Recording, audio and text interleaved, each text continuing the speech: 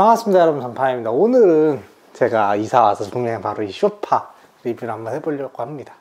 에싸에서 나온 하바나 소파 3.5인인데요 어쨌든 플로킹 원단으로 만든 소파 중에서 가장 이제 최고급 라인업 제품 중에 하나인데요, 이 제품 에싸에서 나온 제품이고, 에싸는 그 자코모 소파의 패브릭 소파 브랜드예요.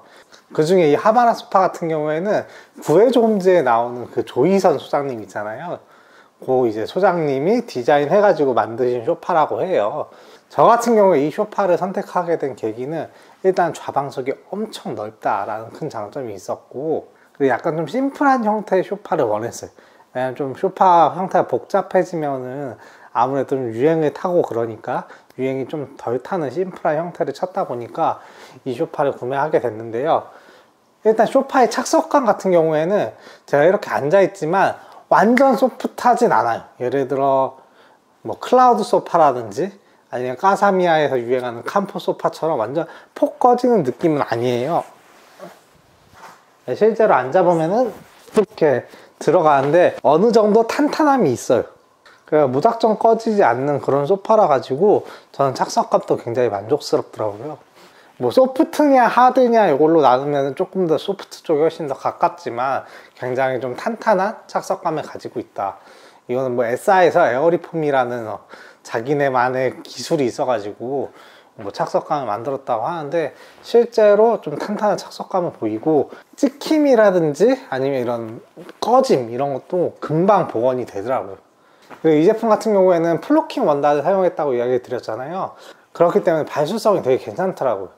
실제로 제가 이제 패브릭 소파 같은 경우에 싸구려밖에 사용을 안 해봐가지고 얘가 어느 정도 발수성을 가지고 이제 이물질 같은 게 묻었을 때 얼마나 잘 닦일까, 이거에 대한 좀 걱정이 있었어요. 왜냐면 저 같은 경우 소파에서 과자도 많이 먹고 커피도 많이 먹고 막 이러는데 실제로 그런 것도 많이 흘리거든요. 그런 게 얼마나 잘 닦이고 얼마나 잘 흡수가 안 될까 좀 걱정을 많이 했었는데, 실제로 사용을 해보니까 전혀 걱정거리가 아니더라고요. 뭐 커피, 물, 음료수 이런 거 쏟는 건 정말 금방 닦아서 없어지고요.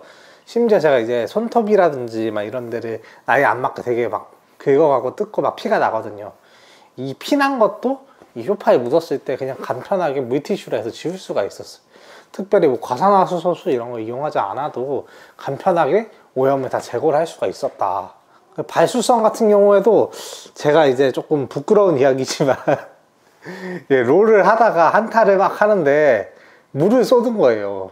이제 물이 쏟아갖고 이제 물이 여기에 질질 흐르는데 저는 이제 영혼의 한타를 해야 되기 때문에 이제 수습을 못하는 상황이었죠.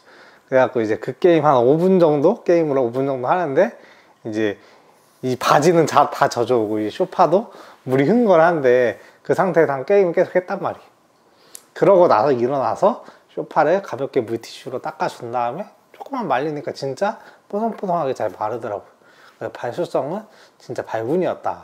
그래서 저처럼 패브릭 소파 고민하시고 계신 분들은 이게 더러워질까 크게 걱정하지 않으셔도 될 것 같아요. 원단에 대해서 조금 더 이야기를 해보면은, 이 원단을 좀 가까이서 자세히 보시면은 어떤 이제 가죽 무늬 같은 패턴 같은 게 있긴 한데, 보통 이제 스웨이드나 이런 원단들을 이렇게 쓰면은 어떤 한쪽 방향으로 좀 자국이 남잖아요. 근데 이 제품 같은 경우에 어느 방향으로 쓸어도 자국이 남지 않는다. 그래서 관리하기가 굉장히 편하고요. 그리고 이제 저 같은 경우에 또 요거 구매한 이유 중에 하나가, 제가 이거랑 그 까사미야 캄포랑 엄청 고민을 하다가 요걸 구매한 거거든요. 결정적인 이유 중에 하나가 이제 고양이들이 있으니까 고양이들이 이 소파를 긁어갖고 막 이제 망가뜨리면 어쩌나 이런 생각 때문에 아무래도 캄포 소파를 배제하고 이 소파를 구매를 했는데요, 실제로 와갖고 이제 고양이들하고 같이 써보니까 고양이들이 이 소파를 긁으려고 시도를 굉장히 많이 했어요. 막 발톱을 막 꽂아 보려고 막 노력을 많이 했는데 고양이들 발톱이 안 꼽혀요. 시도만 막 하다가 안 꼽혀갖고 결국엔 제가 여기 옆에 스크래처를 하나 뒀는데 고양이들이 그냥 스크래처로 그냥 발톱을 갈더라고요. 그 부분에 있어서는 이제 강아지나 고양이 키우시는 분들은 확실히 괜찮을 것 같다라는 생각이 좀 들고요. 그리고 이제 아무래도 이런 소파 위에서 고양이들이 이렇게 있다 보니까 고양이 털이라든지 이런 게 많이 날리잖아요. 근데 생각보다 그냥 돌돌이를 한번 이렇게 해주든지 아니면 청소기 돌릴 때 한 번씩 그냥 이 위에 청소기를 한 번씩 돌려주면은 쉽게 관리가 되더라고요. 그리고 이 소파의 크기가 여기 2700이고요. 앞뒤로는 1160이에요. 그리고 이 좌방석, 여기서부터 저기까지 공간이 여기 누워있는 데가 딱 2m예요. 그러다 보니까 충분히 여기가 넓어가지고 사람이 이렇게, 제 키가 170이 좀 안 되는데 그냥 여기 보시면은 그냥 쿠션 같은 걸 놔도 여유있게 이렇게 누울 수가 있어요. 굉장히 편안하고요. 그리고 특징 중에 하나가 이게 총 길이가 2700이라 그랬잖아요. 근데 좌방석 부분은 2000이란 말이에요.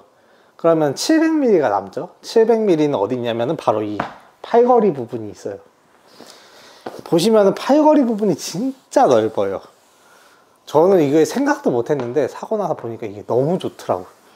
여기에 보시면 지금 이렇게 전자책도 이렇게 올라가 있어서 뭐 이렇게 충전을 할 수도 있고, 여기다가 간식거리를 올려놔갖고 쟁반위에다 간식거리를 올려놔서 간단하게 간식 같은 걸 여기다 올려놓고 먹을 수도 있고, 그냥 커피 같은 거 올려놓기도 굉장히 좋고요. 무언가 여기에 올려놓기가 너무 편해요. 걸터 앉기에도 너무 편하고요. 그래가지고 이 팔걸이 부분이 굉장히 넓으니까 진짜 이 소파의 활용도가 엄청 많아지더라고요. 굳이 소파 앞에 소파 테이블을 두지 않아도 이 위에서 웬만한 것도 올려놓고 사용을 할 수가 있기 때문에 정말 편하게 잘 사용을 하고 있습니다. 그리고 제가 가장 마음에 들었던 거는 역시 좌방석 길이에요. 이 제품의 좌방석 길이, 이 앞뒤 깊이가 무려 780이에요. 보통 이제 요게 짧은 소파 같은 경우에는 400mm, 보통 한 500mm 정도 되고, 그 조금 깊다 싶은 것도 600mm 정도 되고, 진짜 깊다 싶은 게 한 700mm 되거든요. 700mm 넘어가는 소파가 많이 없어요.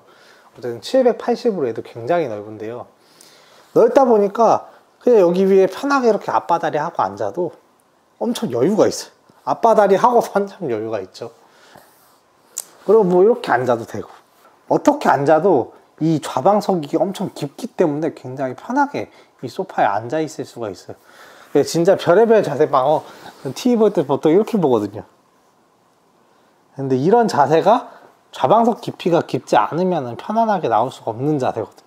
그래서 정말 편안하게 다양한 자세로 소파를 이용할 수 있다는 점이 저는 가장 큰 장점이 아닌가 생각을 해요. 물론 다리 짧은 저를 보시면 알겠지만 이렇게 앉으면은 바닥에 다리가 안 닿아요. 그렇게 공중에 떠 있어요. 그래갖고 이렇게 정자세로 앉으시는 분들은 어떻게 보면 조금 불편해 하실 수도 있지만, 이 제품의 가장 큰 장점이자 단점은 바로 이 쿠션들이에요. 다리가 이렇게 떠 있어서 불편하다 하면은 뒤쪽에다가 그냥 이런 쿠션들을 얘 기본 제공되거든요. 이렇게 돼갖고 앉아주면은 굉장히 편하게 앉을 수가 있어요. 이 쿠션들 안에도 굉장히 마이크로 파이버가 들어가 있어갖고 보온력도 되게 좋고, 그리고 푹신푹신하거든요. 되게 뭐랄까 라텍스랑 비슷한 느낌인데 라텍스 같진 않아요. 그러니까 굉장히 좀 탄탄한 솜 같은 느낌이 좀 들거든요. 그래서 얘네들 이용을 해서 언제든지 내가 원하는 자세를 취할 수가 있다는 가장 큰 장점인 것 같아요.